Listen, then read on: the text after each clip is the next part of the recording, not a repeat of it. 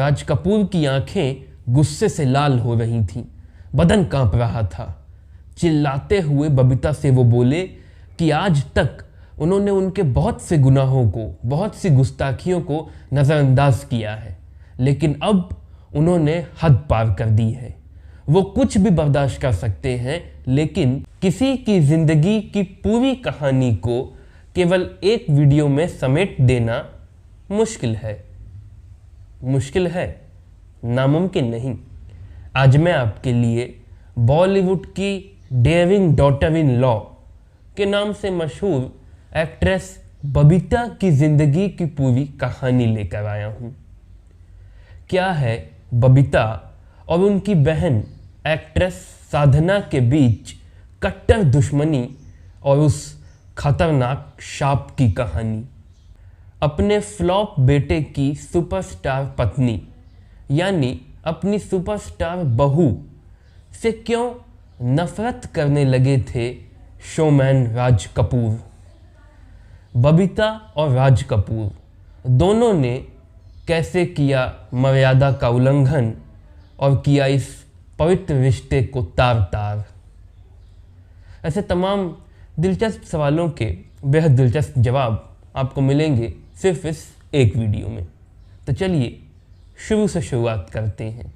बबीता का जन्म 20 अप्रैल सन 1947 को आज के पाकिस्तान यानी तब के हिंदुस्तान के कराची में हुआ था। उनके पिता हरीश शिवदासानी एक फिल्म एक्टर थे जो बम्बई, कलकत्ता और लाहौर में बनने वाली फिल्मों में कैरेक्टर रोल्स निभाया करते थे। उनकी माँ बारबरा एक फ्रेंच क्रिश्चियन लेडी थी।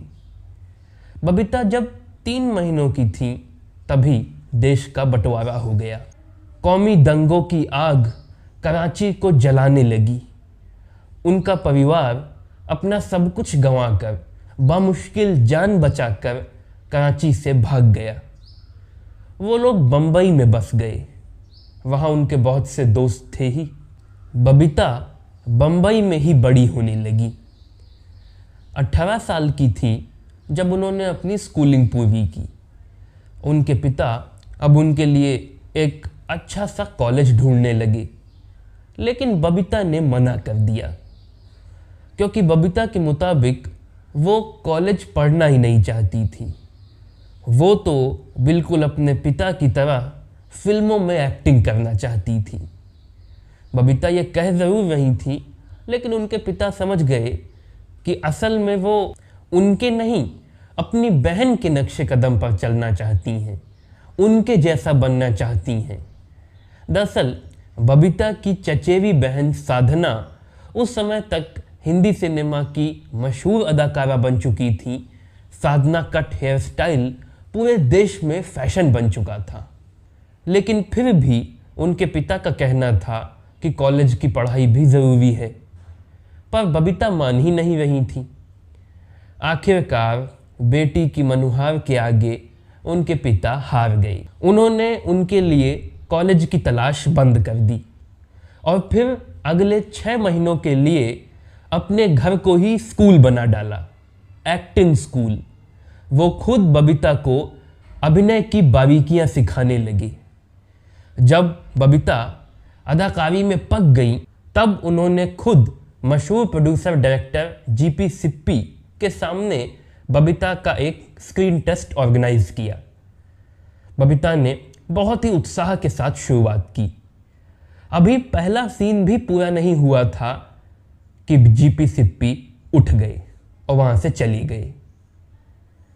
बबीता को ऐसे रिजेक्शन की कल्पना भी नहीं थी, उन्होंने सोचा ही नहीं था।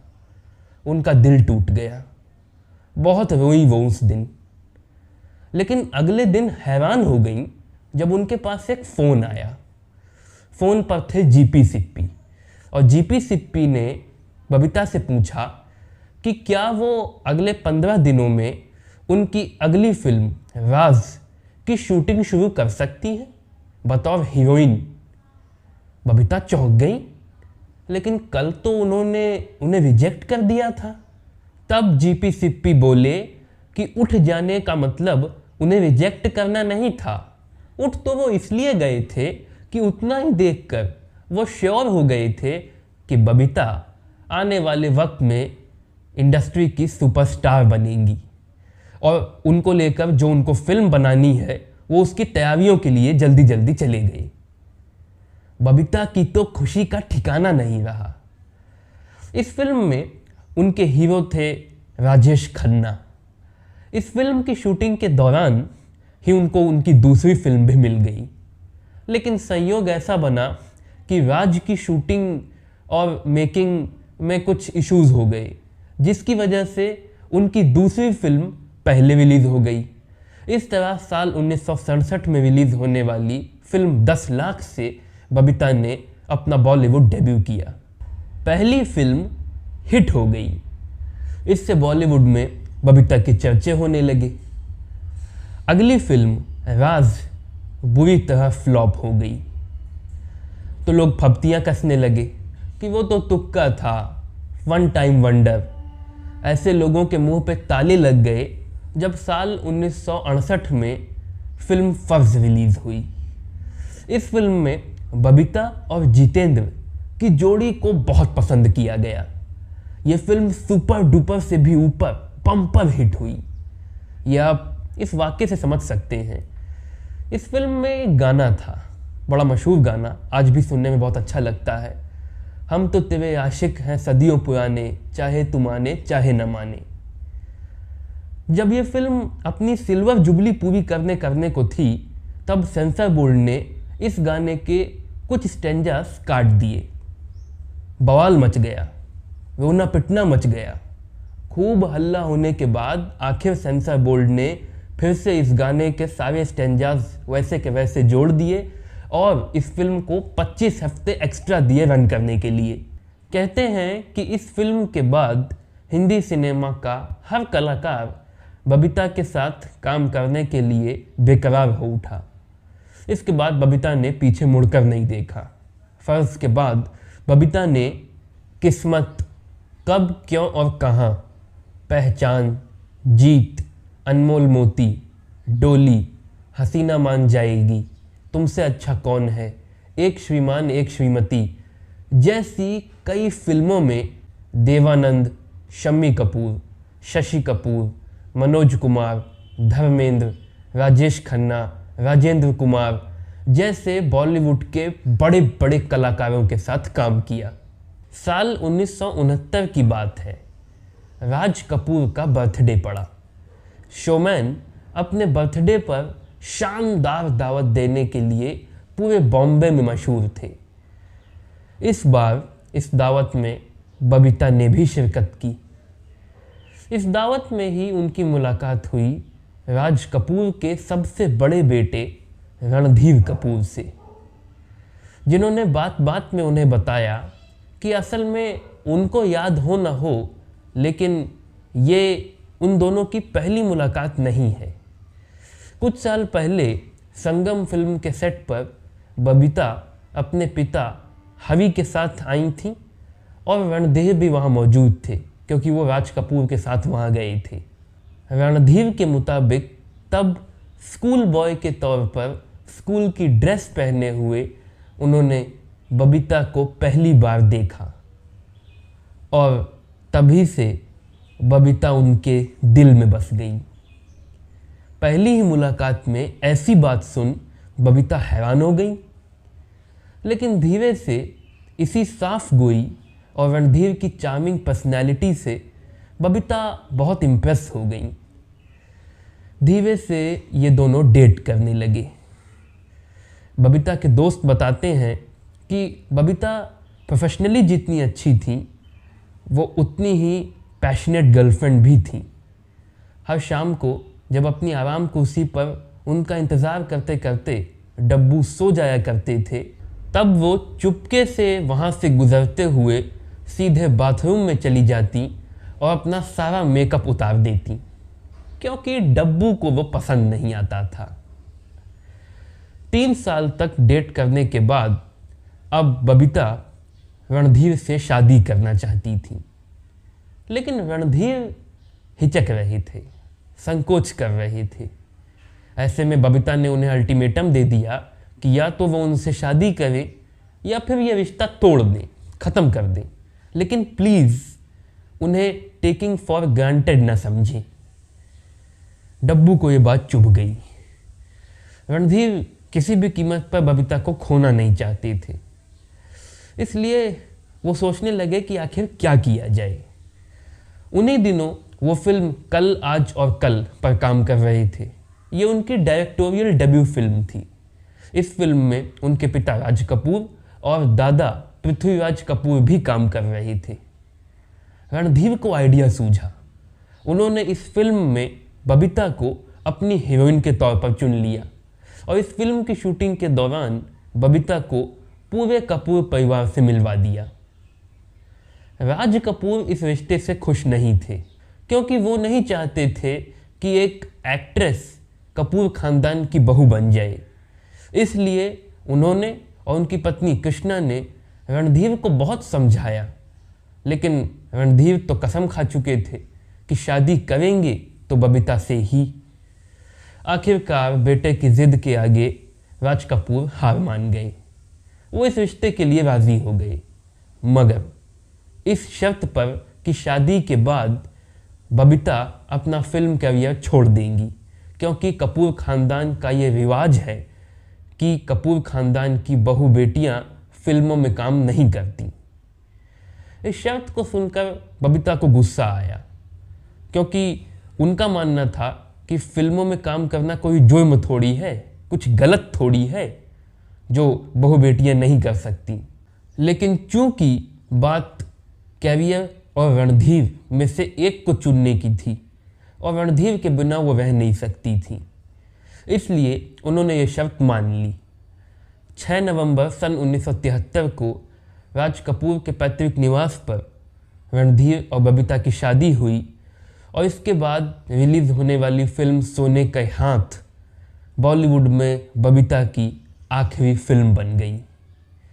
दिलचस्प संयोग ये कि बॉलीवुड में बबीता की जो पहली फिल्म थी 10 लाख, उसमें उनके हीरो थे संजय खान, और बॉलीवुड में जो उनकी आखिरी फिल्म थी सोने के हाथ, उसके भी हीरो थे संजय खान। वैसे अधिकतर लोग बबीता के इस करियर की कुर्बानी को बहुत लाइट सा लेते हैं, हवा में उड़ा देते हैं, कर दिया, कौन कितना बड़ा करियर था। लेकिन मशहूर फिल्म पत्रकार सुभाष के झा के मुताबिक ये सही नहीं है। ठीक है कि बबीता का करियर सिर्फ 6 साल का था और इस 6 साल के छोटे से करियर में उन्होंने सिर्फ 19 फिल्में की, लेकिन इनमें से 18 सुपर हिट साबित हुई और कुछ ने सिल्वर जुबली भी पूरा किया। हिटिंग के रेशियो के हिसाब से देखें तो पूरे 60 के दशक में, होल 60s में बबीता के सामने कोई नहीं टिकता, यहाँ तक कि उनकी बहन साधना भी उनसे पीछे हैं। 1975 में बबीता और रणधीर की बेटी करिश्मा का जन्म हुआ। इसके 5 साल बाद 1980 में बबीता और रणधीर की दूसरी बेटी करीना इस दुनिया में आई।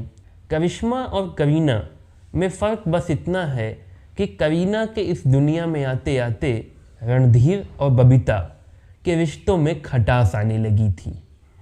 इसकी वजहें हैं जो रणधीर खुद भी कबूल करते हैं कि लेट 70s आते आते बॉलीवुड में रणधीर कपूर के कैरियर का डाउनफॉल शुरू हो गया था।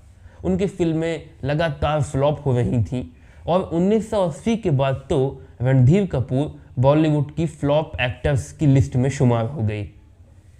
इस डेस्परेशन में, फ्रस्ट्रेशन में उनको बुरी आदतें लगने लगी। वो बहुत शराब पीने लगे। शराब के नशे में देर रात में घर आते, हंगामा खड़ा करते, बबीता को फिजिकली अब्यूज़ करते, उनको मारते पीटते। बबीता रणधीर का ये नया रूप देखकर चकित थी, अचरज में थी, हैरान थी। शादी के पहले का भोला भाला प्रेमी, शादी के बाद का प्यारा पति अब एक अनियंत्रित भयानक इंसान बन गया था जो उन पर जुल्म ढाता था। बबीता ने बहुत कोशिश की रणधीर को सही रास्ते पर लाने की, उनको समझाने की, सुधारने की, अपने रिश्ते को उबारने की, लेकिन रणधीर थे कि मानते नहीं। आखिरकार पानी बबीता के सिर से ऊपर चला गया और साल 1986 में अपनी दोनों बेटियों करिश्मा और करीना को लेकर वो रणधीर से अलग हो गईं, अलग घर में रहने लगीं। उनका ये कदम उनके पति रणधीर को जितना बुरा लगा, उससे कई गुना ज़्यादा उनके ससुर राज कपूर को बुरा लगा। वैसे भी राज कपूर को बबीता की बहुत सी बातें अच्छी नहीं लगती थीं। शादी के बाद से ही राज कपूर और बबीता के रिश्ते कभी अच्छे नहीं रहे थे। दोनों के बीच अक्सर छोटी छोटी नोक-झोंकें हुआ करती थीं। और वैसे भी रणधीर की ऐसी हरकतें राज कपूर को कैसे बुरी लग सकती थी, जब वो खुद ही ऐसी हरकतें किया करते थे। उनके दूसरे बेटे मशहूर एक्टर ऋषि कपूर अपनी आत्मकथा खुल्लम खुल्ला में साफ लिखते हैं कि जब वो छोटे थे तब राज कपूर इसी तरह देर रात को शराब पीकर घर आते, तमाशा खड़ा करते, उनकी माँ को बहुत परेशान करते। राज कपूर का मानना था कि कुछ भी हो, रणधीर बबीता के पति हैं, उनका उन पर पूरा हक है। सूरत कोई भी हो, लेकिन बबीता का रणधीर को छोड़ना, उनसे अलग होना गलत है। और बबीता के मुताबिक वो अपनी और अपनी बेटियों की ज़िंदगी को नर्क बना लेती, तबाह और बर्बाद कर लेती अगर रणधीर के साथ और रहती। लेकिन ये तो कुछ भी नहीं था।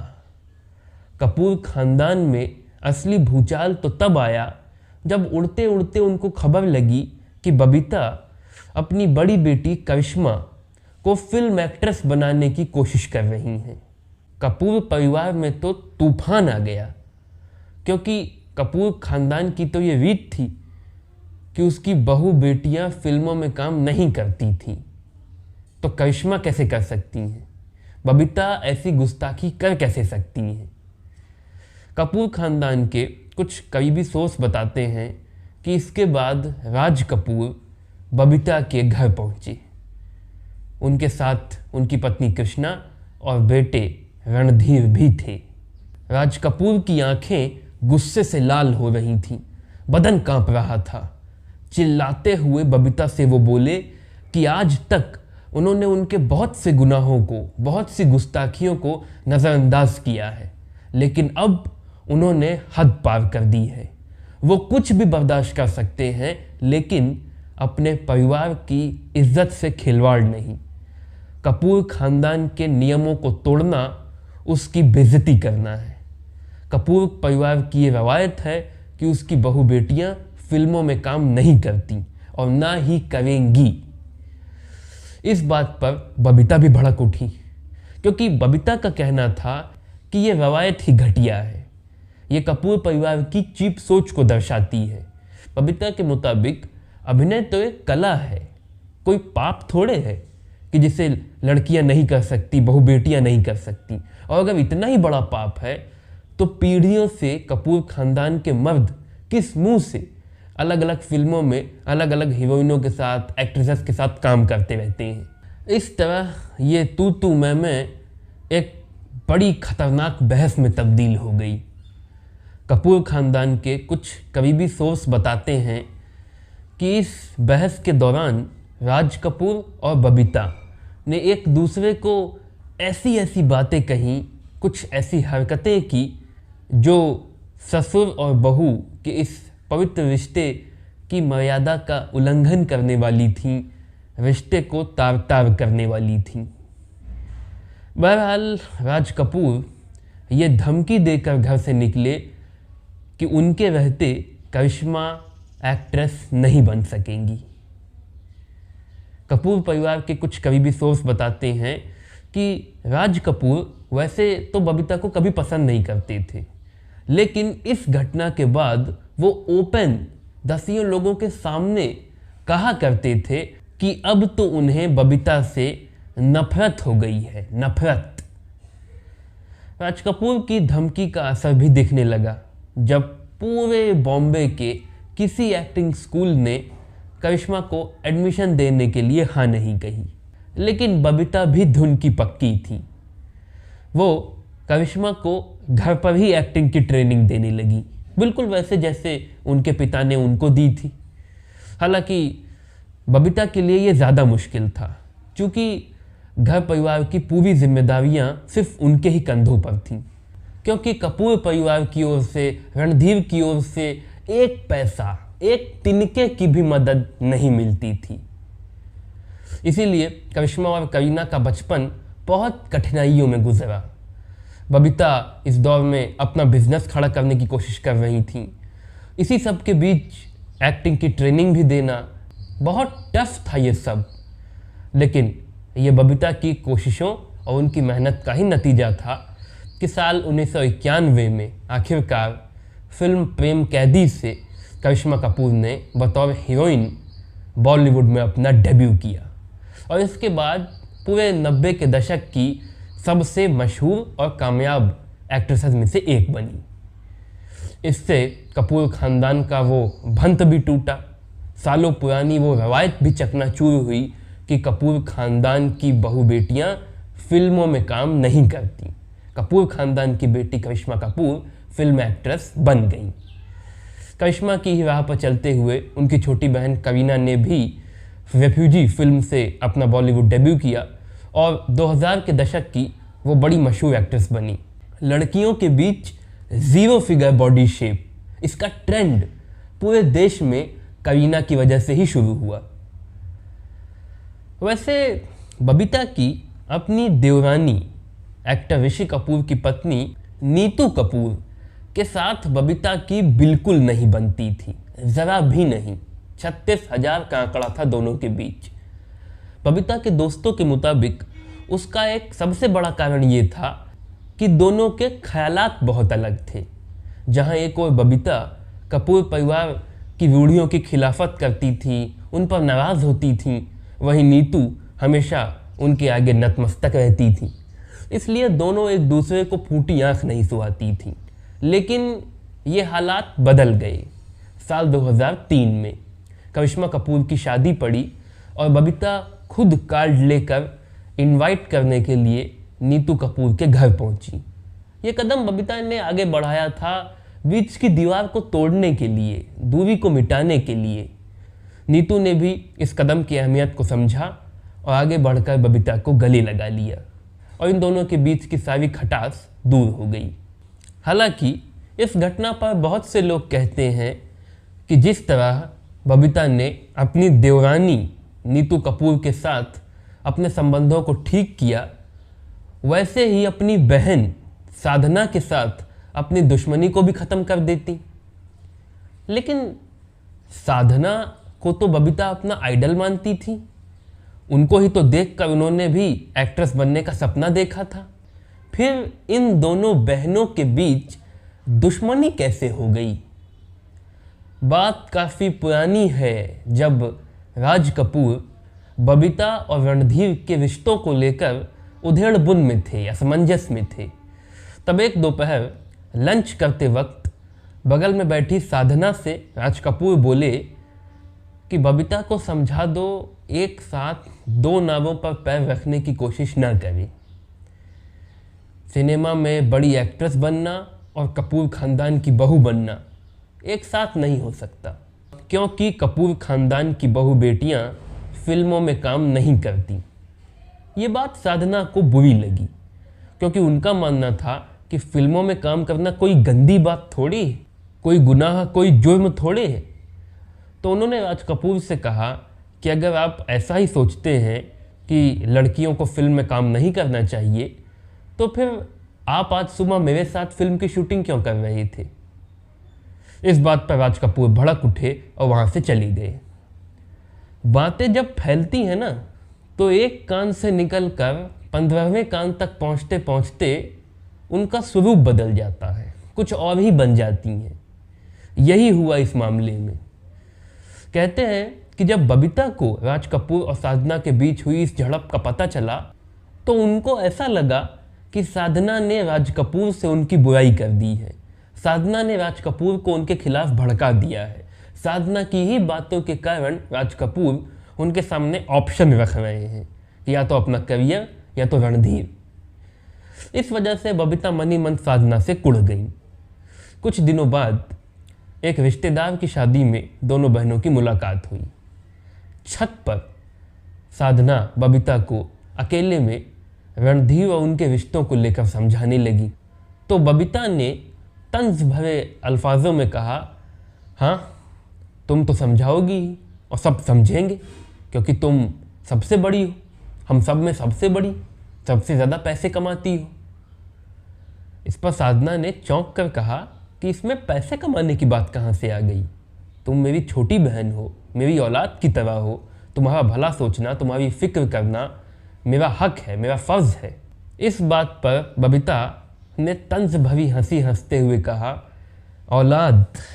औलाद का कभी ऐसा भला मत सोचना, नहीं तो औलाद के लिए तरस जाओगी।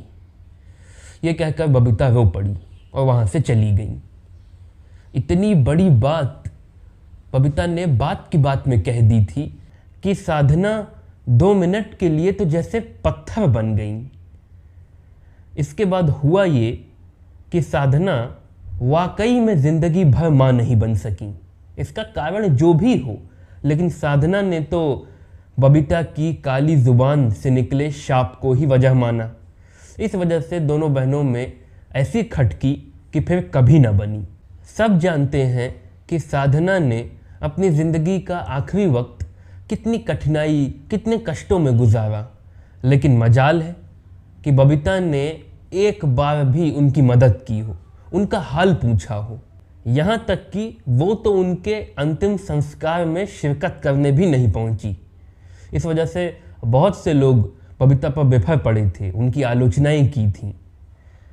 खैर, आज बबीता मुंबई के अपने अपार्टमेंट में रहती हैं।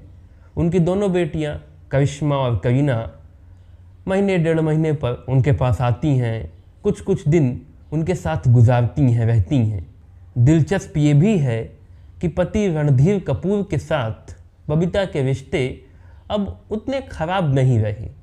पति रणधीर कपूर मैंने इसलिए कहा क्योंकि 35 से ज़्यादा साल बीत चुके हैं, लेकिन अब तक रणधीर और बबीता ने एक दूसरे को तलाक नहीं दिया है।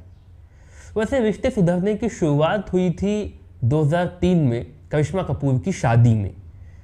फिर उसके बाद धीमे धीमे हालात थोड़े और बेहतर हुए और अभी 1 महीने पहले सीक्रेट खबर आई थी कि शायद बबीता ने एक नया फ्लैट खरीदा है और अब उसमें बबीता और रणधीर एक साथ रह रहे हैं।